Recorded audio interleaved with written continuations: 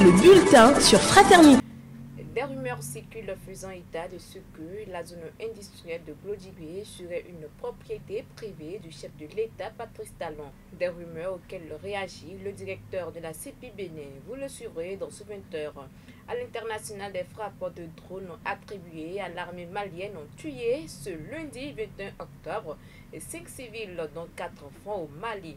Les détails sont à découvrir dans la page Inter. D'autres nouvelles, l'actualité sportive vont meubler cette édition.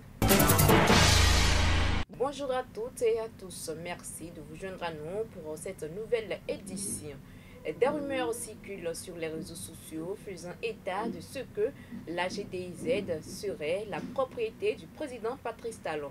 Face à la rumeur persistante, le directeur général de la CPI Bénin s'est voulu rassurant. Selon l'étendue béton, la zone économique et industrielle de Glodibé n'appartient pas à Patrice Talon. Il précise par ailleurs que la GDIZ est une société privée dont le Bénin est actionnaire à plus de 30%.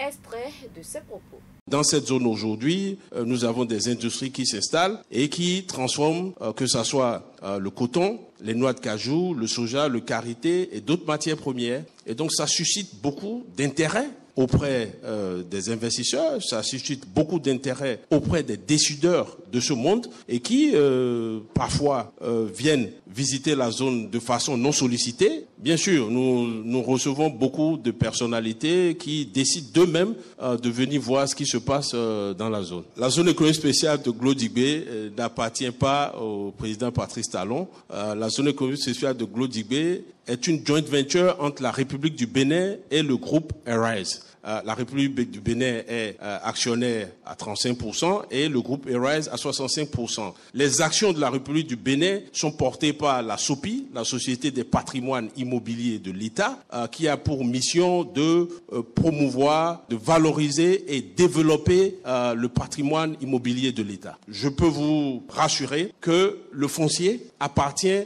à 100% à la République du Bénin. Mais la société qui gère la zone est une joint venture entre la République du Bénin et le groupe Arise. Un navire a accosté ce dimanche pour charger le pétrole brut nigérien sur la plateforme de Semepodi. Après le départ d'un quatrième navire il y a quelques jours, un cinquième pétrolier battant pavillon libérien et mesurant plus de 200 mètres a accosté dans les eaux béninoises pour la même mission.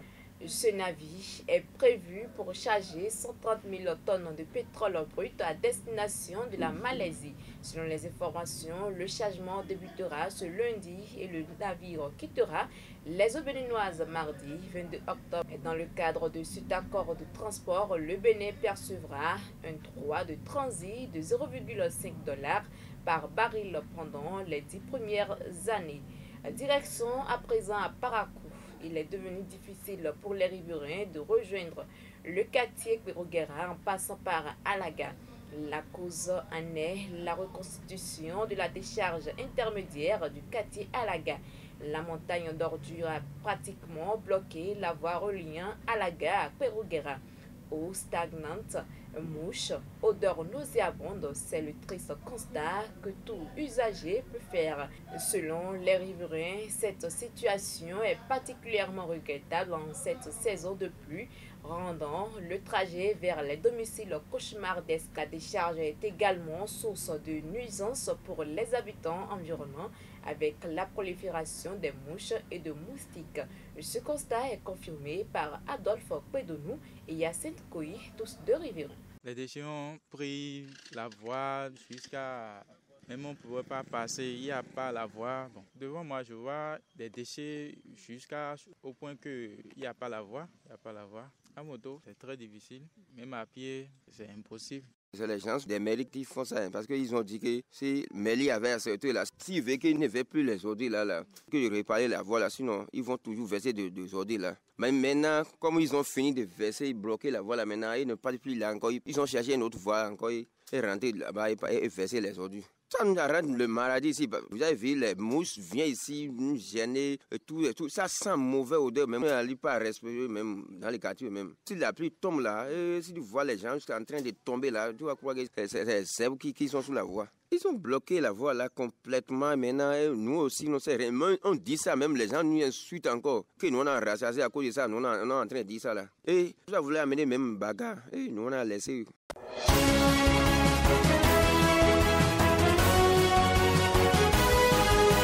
Au Mali, 5 civils dont 4 enfants ont été tués dans des frappes de drone attribuées à l'armée malienne. Le drame est survenu ce lundi 21 octobre 2024 à Inadjatafan, dans la région de Touboutou. Outre ce nombre de personnes mortes, on dénombre une vingtaine de personnes blessées. L'armée malienne n'a pas communiqué officiellement sur cette opération, mais une sous-sécurité malienne confirme à RFI que ces frappes ont bien été opérées par l'armée et les victimes sont clairement des civils. Pendant ce temps, le Gabon s'apprête à franchir une étape décisive de son histoire avec l'élaboration d'une nouvelle constitution. À la suite du coup d'État de 2023 qui a renversé le président Ali Bongo, le pays vise à redéfinir son cadre juridique et à instaurer un régime civil après des décennies de pouvoir sous la dynastie Bongo. Ce lundi 21 octobre, la version définitive du nouveau projet de constitution a été rendue publique. Ce texte, composé de 173 articles, propose de renforcer la limite des mandats et d'assouplir les conditions d'éligibilité à la présidence. Désormais, un seul parent gabonais, né lui-même gabonais, est requis pour qu'un candidat puisse se présenter à la présidence contre 2 parents dans la version précédente. De plus, le conjoint et les descendants d'un président en exercice ne pourront pas être candidats à sa succession. Le régime présidentiel inclura 2 vice-présidents aux côtés du chef de l'État qui conserve le pouvoir exécutif et le président pourra dissoudre l'Assemblée. En contrepartie, les parlementaires auront le droit de mettre en accusation le président devant la haute cour de justice pour violation de serment ou haute trahison. Le français demeurera la langue officielle du Gabon. Dans une lettre jointe au projet, le Premier ministre encourage les Gabonais à discuter de ce texte et à se l'approprier en vue du référendum prévu pour le 16 novembre 2024. Les nouvelles sportives ce soir, je suis avec Jacques Degbe. Bonjour. Cannes 2029, une première candidature déjà annoncée. Oui, en marge de la 46e Assemblée Générale de la CAF, la Confédération Africaine de Football à Addis Abeba ce mardi, le Premier ministre éthiopien Abiy Ahmed a annoncé la candidature de son pays pour accueillir la CAN 2029, et ce alors même que les dates de soumission des candidatures n'ont pas encore été communiquées. Accusant réception de la dite proposition, Patrice Motsepe, le président de la CAF, en a profité pour encenser l'État d'Afrique de l'Est. L'Éthiopie est un beau pays.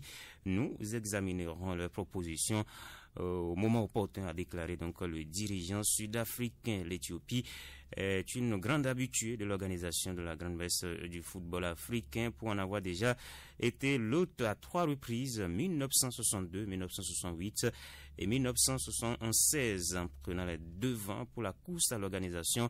Elle va ainsi au bout de sa logique, là où le Sénégal s'est rétracté il y a quelques jours, la semaine dernière. En effet, la ministre sénégalaise des Sports, Kati Diène Gueye, a annoncé le renoncement des champions d'Afrique 2021, alors que la tendance était plutôt à l'optimisme il y a encore un an.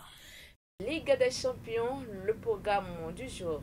La 3e journée de la Ligue européenne des champions débute ce mardi avec des affiches intéressantes au menu, dans le choc entre le Real Madrid et le Borussia Dortmund au Santiago Bernabéu à partir de 20h.